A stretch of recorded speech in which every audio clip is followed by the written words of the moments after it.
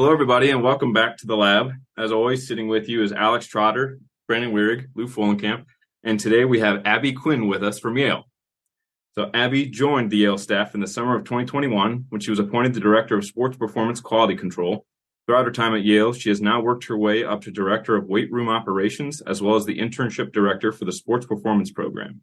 In addition to this role, she also serves as the head strength and conditioning coach for the men's and women's basketball, volleyball, women's soccer, and women's tennis programs. Thanks for joining us today. Thanks for having me. So today, we've talked about this before in the past.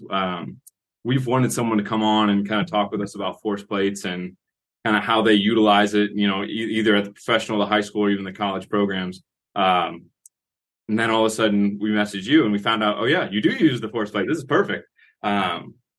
So the big thing today, what we're going to kind of talk about is the integration of, the technology that you utilize and how you use it to influence or kind of direct your programming with your athletes. But before we get into that, tell us a little bit about yourself. What brought you to where you are? Why did you want to become a strength coach? Oh, okay. I have a weird path to strength and conditioning. So kind of going through high school, I thought I wanted to be, a trauma surgeon, orthopedic surgeon. I was like, I don't want to go to med school. So I was like, oh, what about anesthesiology? It's like a nurse anesthetist. Okay, I'll go to nursing school. I played water polo in college, so there weren't many schools that had nursing and water polo. So that limited my options a little bit. Came across a school actually about 30 minutes from home. So it was called Gannon University. It's Division II in the PSAC. Started out there. 3 years in, after my junior year finals week, my mom took me to breakfast and she was like, "You are absolutely miserable. You should probably change your major." I was like, okay, you're probably not wrong. My mom's usually right. So immediately went to the exercise science department, switched my major, and I was like, okay, I'm going to go athletic training. Then I actually did my research and figured out what athletic training is. I was completely wrong. I was like, okay, I want to be the one that helps with injury prevention in the weight room, not the one that deals with the injuries right away. It's not really what I wanted to do. I love our athletic trainers here, but I wanted to be in the weight room. So as soon as I switched my major, about 3 days later, I got a call from my old high school that said, "Hey, do you want to coach the water polo team?" So I was like, this is a sign. Okay, like let's go for it. I could do all the coaching in the weight room training. So fell in love with coaching instantly. Specialized my internships in strength and conditioning. I was a GA for the Gannon women's basketball team for my master's program. I was very fortunate. There was an NBA G League team, the Erie Bayhawks, in the area at the time, affiliated with the Pelicans. So took on that as well. Kind of as I wrapped up my master's degree, COVID hit. I was like, great, sports are done. What do I do?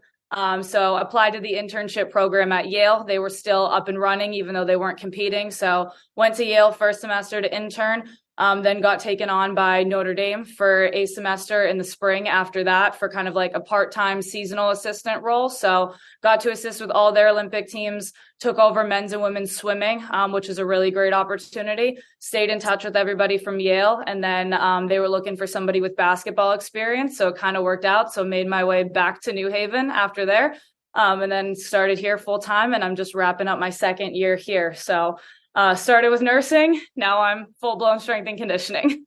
Now you're here. That's pretty cool. So with the athletes that you do you spend more time with one team in particular, or you kind of you have based on what they need, you do? Kind of based on what they need, I do. I will say we're here at Yale, we don't have an Olympics and a football staff, so everybody assists with football. So if we don't have teams that are in the weight room up and running, we're expected to help with football. So that's a great opportunity to work with those athletes as well.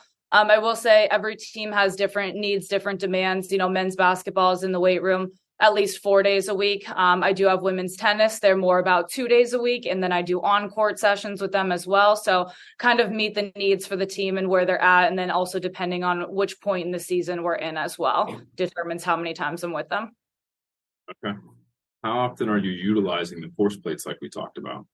So I would say pretty much every day. Every day they come in, they jump on the plates. So based on where we're at in the year is kind of what we do. So in season, my teams such as volleyball, men's and women's basketball, for example, in season, we run a flexible nonlinear style programming. So it basically undulates based on where they're at for that day. So they come in, do their warm up, do their activation stations. Then I have them jump on the plates. I do a hands on hips counter movement jump. And then I look at their peak propulsive power. That is then dumped into a dashboard. I compare it against their best to kind of see where they're at. So that tells me what percentage they're at for that day based on the best that they've been in the past. So based on that percentage number, that determines what lift they do for the day. So I have about 20 different lifts written up for that day. One of them's like a recovery, could be heavy strength, heavy power, light power, could just be mobility, could be more plyometric based. So that percentage number then tells me, okay, where are they at? I get an RPE for the day. Like, do they feel like shit, or are they like ready to roll? And then based on those two numbers, I'm like, okay, this is the lift you're doing for the day. And then they kind of have at it. So everything's already mapped out for them. So that way, if I have a kid that's coming off the field, if I have a soccer player that just played the entire game, we have lift the next day and they are absolutely trashed. You probably need a recovery lift. But then also if they're coming in, they're jumping 99%. Okay, let's take advantage. You're feeling good. So let's get you the dose that you need to actually maintain strength, maintain power, and get the most out of this session. That's pretty wicked. That's actually really, I like hearing that a lot. Yes, that's what we do in season to kind of, meet the needs of where they're at. Out of season is definitely a little bit different based on the style of program we're doing. Are we doing muscle building? Are we doing strength? Are we doing more power-based lifts? But they pretty much jump every single day, so I know exactly where they're at. Okay. Now, do you also do like any kind of upper body like metric as well? Or are you just primarily like basing everything off of the lower body performance? I currently only do lower body. I know our baseball team, the pitchers especially, mess around a little bit with doing more of like a push-up position on the plates. I have not gone into that too much. One thing that I've really been diving into this year is, I have all the court sports here, men's and women's basketball and volleyball. So repeated power, jumping and landing, all of that. So one thing I implemented with them this year was almost like a flexible nonlinear for plyometrics. So the same concept that I just talked about with their lifts, I've done with plyometrics. So they'll come in and they'll jump.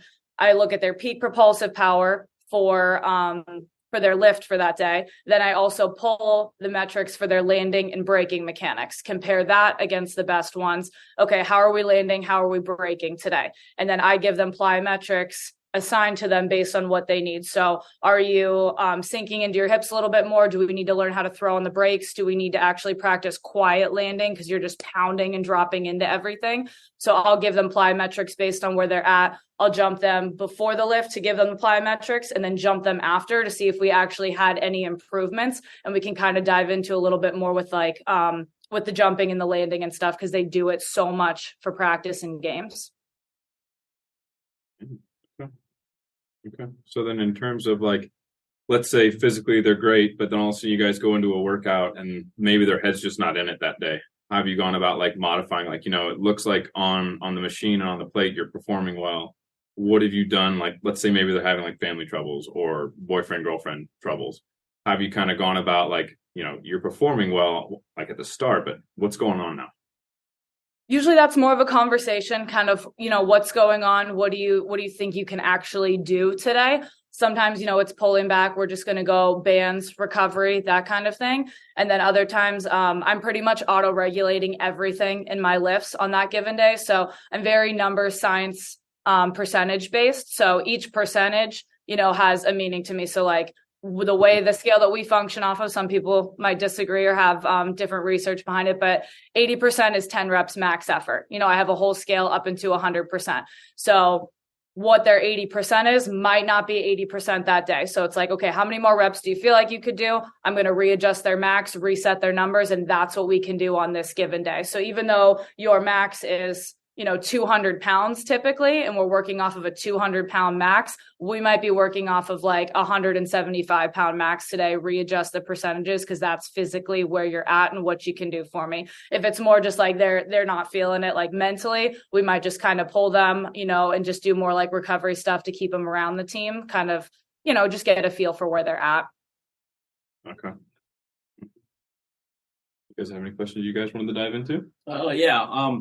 How many different, well, first of all, congratulations on another championship. Thank you. How how many different like waves do you do through that? So say if someone hits like their peak jump at 90%, maybe 3 or 4 times in a row for each week, how many times does that wave get maybe switched? Or do they kind of do the same thing repetitive week after week? So that's basically in my sheet that I have, I do track. So I have each lift is a letter. So like A, I know is my recovery lift. B is going to be like heavy strength, C, so on and so forth. So I know what each lift is. So my sheet will actually track which letter they've done previously. So there are some lifts, if it's going to be heavy strength, I actually have 2 heavy strength lifts, but they're different angles. So I know that I can rotate it out a little bit. So if they are always at that 99%, I at least am hitting different angles and getting a different stimulus out of that. So they're not constantly doing the same lift. So that's why I'll have like 20 to 25 different options at a time. But I always know the letter doesn't change. So if they do C, C is always going to be C. So I'll have a pie chart on the back end. So I know how many times we're actually doing each one. So like, are we always kind of heavy strength? Can I focus more on heavy power, things like that, and kind of switch it up? So I'm tracking what I do as I go. That way we don't get, every single week on Monday, we're doing the exact same thing. So then before you got into all of when did you first get into like using the force plates like this? I honestly didn't really get into it until I came back to Yale.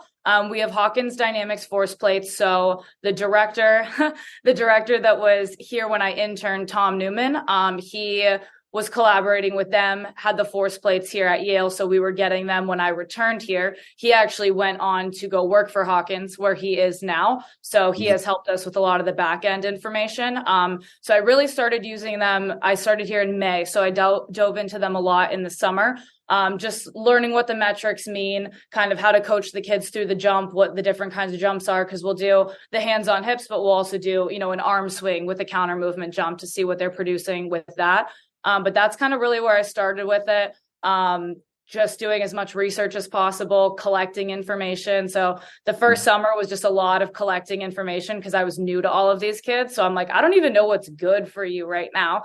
And then I also was new to men's basketball here. So I'm pairing them up with like football players that are around their size. Okay, what is a football player producing? Where are you at, kind of thing. So just looking at what's around me and piecing it all together. But now that I'm in my second year, I've had a whole year's worth of data collection. So I'm kind of making bigger strides and doing a lot more with it.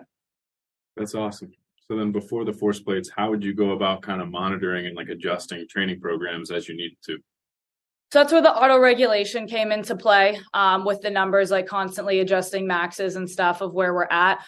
Before the first force plates, I would actually just have them physically do a vertical jump on a Vertec, and then I would compare that against their best vertical jump because that's still, a direct measure of their power output. And the force plates kind of give you more that neurological feedback, you know what I mean, where that twitch is, how they're jumping. Whereas the Vertec, actually a vertical jump, physically, how high can you get your body weight up and jump? What's that highest point you can touch against, the best one that you've ever done? So I would just do a normal vertical jump before I had the force plates. Okay. What kind of process do you take when you have that athlete who's like you have like that 100% like what their max is at, and you have them like before their lifts and they're going through their jumps? What if you have that person who's like consistently staying like low performance on that jump? How do you kind of address what do you look for?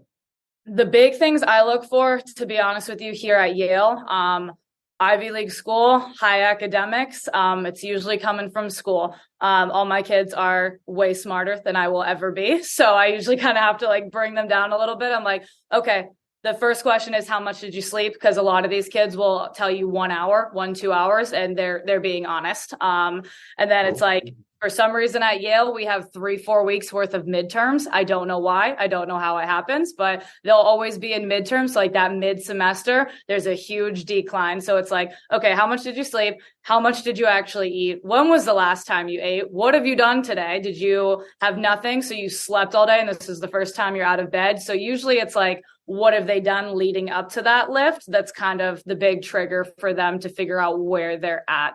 Usually it's not so much like performance based, like they're not usually like tanking physically. It's usually those outside stressors from school that are getting them, is what I found. Okay. I can't imagine 1 hour of sleep. I'd be the angriest human alive. Oh, yeah. Yeah. And there's some of them I'm just like, okay, you slept 1 hour. You've had a protein bar that was in the locker room and maybe like 10 cups of coffee. We're probably not going to put 300 pounds on your back today. So let's find something else to do. Yeah, yeah, they're great kids, but we definitely have to, manage that. Sometimes it's a matter of moving them to a different lift time, going later in the day, switching things around. I do that a lot with basketball, especially in season with the class load, and then non-conference, they're traveling a lot. They might be in 3 different states in a week. So a lot of times it's kind of pairing up their lifts around their games and what their schedule looks like. So they might not always lift on the same exact days each week. And kind of see, I have some that'll come up, pre-game for a lift, post-game for a lift, the day after a lift. So we kind of cater it to where I can get them the best. Okay. Now, have you ever ran into the issue of athletes almost like sandbagging on the force plates in order to like get out of a workout? So like how are you tracking that, or how are you monitoring that? Depends on the kid for sure. I do have some kids that will be trash on the force plates and they're like, no, like I'm a 0 RPE. I'm ready to go. I could run through a brick wall. And we're like, okay, let's cool it here for a minute. Like, where are you actually at? And then I have kids too, that are definitely, half-assing the jumps because they equate like, oh, if I have a good jump, I have to do a harder lift. I want an easier lift today. So we definitely run into that. That's where I usually give them, 2 or 3 jumps on the plate and try to give them a few cues to coach them up a little bit to see if I can get a better number out of it. And then most of the time with these kids, we have a good relationship with them. It's kind of like making a joke out of it and just be like, I've been retired for 5 years and I can jump better right now. So what's going on? Like, don't let me beat you right now. Or I'm like, oh, one of the interns can jump better than you. Like, what are we doing here? Kind of thing. So usually that kind of gets them going. That'll get them going. Or like almost if we have 2 sets of force plates side by side, if it's somebody that I can say like, okay, well, they just jumped better than you, like what's going on? And then usually it's bringing them down, having that conversation of, hey, if you truly are, at a higher percentage than this today, like let's give you a good lift so we can get the most out of it. So that way we're getting it done now and we don't have to do a heavier load later in the week. And that's usually kind of enticing for them. Yeah. Makes sense. Shoot. So how long have you been using, like, have they always had Hawken Dynamics up at Yale? Yeah. So I don't believe they had force plates before like my internship when I got here. I think the Hawkins ones were the first that we've had. I know they were kind of like special ordered for Yale. So because Tom Newman was here before, and like we have massive plates that are huge that we carry all over the place. We do have like some smaller ones that we do take out to the practice fields now. So a lot of times we will jump kids, before practice. That way we can kind of tell coaches, hey, this is where we're at. Like we'll put turf on the force plates so they can actually jump on the force plates in their cleats. So we made a whole separate jump for that to kind of get feedback. So we'll take them out to the practice fields. Hey, coach, this is where they're at, pair it up with their catapult data as well. How hard is practice supposed to be today? What kind of load are you trying to get? Maybe cap their yards. So, we don't overdo it on a given day, but yeah, so we've had them for like the past 2.5 years and have really integrated it into pretty much like our everyday training here. Yeah, okay. So then since you guys have integrated that into your guys' system, what have you guys seen overall in terms of performance, not just in the weight room, but also on like the court or on the field? I think we've seen a huge return in it. Like I said, just kind of matching up the lifts, what we give them. We've noticed a lot more progress. We have a DEXA scanner here as well. So we'll do DEXA scans up to 4 times a year. And we have actually had athletes gain muscle in season and like reset maxes each week. So that's really where we're seeing the payoff. Like a lot of people are like, oh, it's in season, like you're going to lose strength, you're going to lose muscle because you're beat up by the end of the season. Whereas like we've actually had kids, gain 3 to 5 pounds of muscle in season. So that's not out of the question, because the tricky part too, especially for me with basketball, we go 5 to 6 months in season, and in March is when I need them to perform their best, even though we started playing in November. So like I want them to physically be their best in March. So how can we kind of keep pushing the needle to get them there? So when we get to an Ivy League tournament or like the NIT or NCAA afterwards. It's like, that's where I want them peaking and to be their absolute best, not,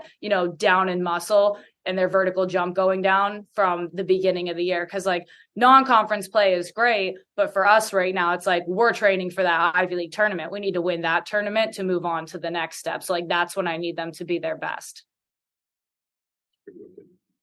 I like that. So then in terms of your, I guess with what you guys continue to do and kind of monitoring athletes, if you had someone who's coming back from an injury, have you guys taken, like, are you using that baseline and kind of working them back into that?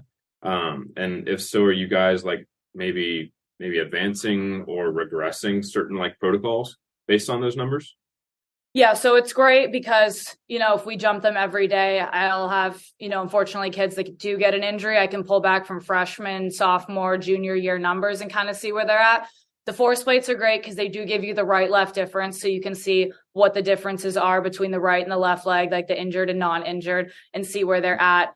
You can see how they're landing and braking, which I think is huge as well. Our athletic training department is also great. We use the biodex a lot. I use that a lot for my programming. So we'll have kids do the biodex. That gives me a lot more feedback between the percent difference between the legs as well. And then also, do we need to work on the slow twitch or the fast twitch, like the strength or more of that fast twitch?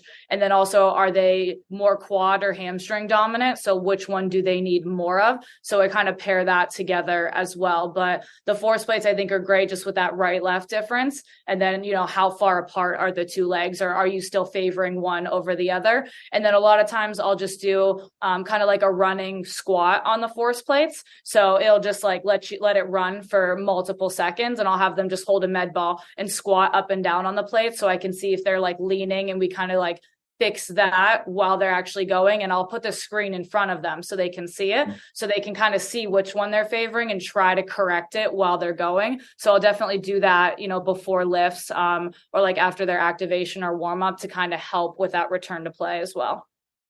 That's awesome. I know one of the things do you know Drake Berberet? I don't think I'm familiar. No.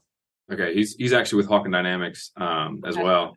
And I've actually had a few conversations with him in regards to like using the force plates, either for like rehabilitation purposes, but also like kind of like what you're doing right now, which is awesome, in regards to like progressing the athletes. I would very much like to get some force plates in here. I think it would be perfect. But, They're fantastic. It's a great tool to have. So do you think if that was some tool, like if you had that force plates and that tool when you were in sports, what do you think would have changed in terms of like performance for yourself? I think it would just help to have pushed myself. We had, when I played in college, we just had a GA that kind of like volunteered and helped out in the weight room, but there was no method of tracking. I couldn't see if I was actually getting better. I didn't have really any feedback if I was, down for the day. I kind of just would do lifts that I felt I should do. Everything was kind of arbitrary. So kids, I've noticed, even though we don't use the force plates necessarily for jump height, but they're always like looking at what their jump height is. Like they get excited when it gets better. If I'm like, you should be at 6,000 watts on the force plate and they're 5,900, they're like, oh, let me go again. I can beat it. And they kind of like want to push themselves. So I do think it is like putting numbers to it that kids can see and get that instant feedback, and they want to keep getting better. Whereas if we didn't have really any numbers, they're like, I don't even know where I'm at. I feel okay for the day. But it tends to, most athletes, want to compete. So those numbers help them compete. They want to like keep going and like go against each other, or just keep beating theirs for the day. That's cool. So in terms of like, when you guys have an athlete who is like, let's say they're not progressing as well as you would hope. And let's say they're kind of taking things, maybe they do have, like you were saying, the midterms, and things aren't necessarily going up in that linear pattern. They're not making any progressions.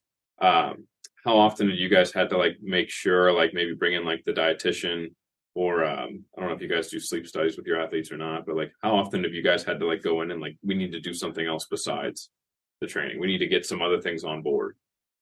I would say nutrition's probably a big one here. That we need to have like conversations about actual sport nutrition, because a lot of times, they're seeing what their friends eat. And I'm like, you're a Division I athlete. I have a men's basketball player that's 260 pounds and 7 feet tall. I'm like, you're going to eat a lot different than the average person. So usually it's more like the education piece on like what you actually need to sustain this. So usually kind of informing them on that, setting them up with the nutritionist here is super helpful. I would say too, a lot of them just kind of the sports psych end of things. There are a lot of resources here to help them with that. So kind of helping them navigate the school. A lot of it ends up being time management. These kids will be a Division I athlete. They'll be in the hardest engineering classes, but they'll also have an internship, a side job, and then also they're volunteering and helping out. So it's kind of a lot of time management. And sometimes too, if we do notice that plateau and like those things are all managed pretty well, sometimes it is just a change of program. Like we need to sit down, reevaluate the program because their body just might not be responding to what we're writing. And like you might need something completely different. So that's where we use the tools that we have, like the DEXA, the force plates, things like that. They just might not be responding and we just have to completely start over. You ever feel like you get lost in your numbers at all, or like maybe like overwhelmed by all the data that you get? I got overwhelmed at first because I was, I think, so excited and wanted to look at everything, and everything was so interesting. And then my boss here, TJ Bellinger, he was like, "You need to calm down." Because I'm also not great with technology. I love watching other people use it. I can interpret the information, but like if you tell me to make something on Excel, I absolutely hate it. So I have like a love-hate relationship with that. But basically what I have done to kind of control that is I pick anywhere from 3 to 5 metrics that I want to focus on. And that way it's consistent. It's consistent for the coaches, the kids, and we can see if that's getting better. That's why for my plyometrics, I look at that peak propulsive power, my landing, and my braking. So I can kind of track those and not get too overwhelmed, because those Hawkins force plates, they spit out 200 plus different data points. If you try to look at everything, you're going to miss something. You're going to get too overwhelmed. One thing will get better. One thing will get worse. You won't know where it's coming from, what's causing it. And like just things will get missed. So I've tried to keep it to anywhere from 3 to 5 metrics or data points that I'm looking at and kind of let it roll. That's awesome. That's pretty cool. Yeah. You guys have any other questions? Oh yeah. Do you do a true 1 rep max, or do you just estimate it? For our normal like day-to-day training, estimated 1 rep max, I use reps left in the tank from our auto regulation scale. That works pretty well. It will take first years a little bit to get used to it, but as you know, I do a one-on-one session with them first. I'm like, 90% should feel like a max effort of 4. So like if they do 2 reps, they say they can do 2 more. That's probably about our 90%. And it is pretty accurate, the scale that we use.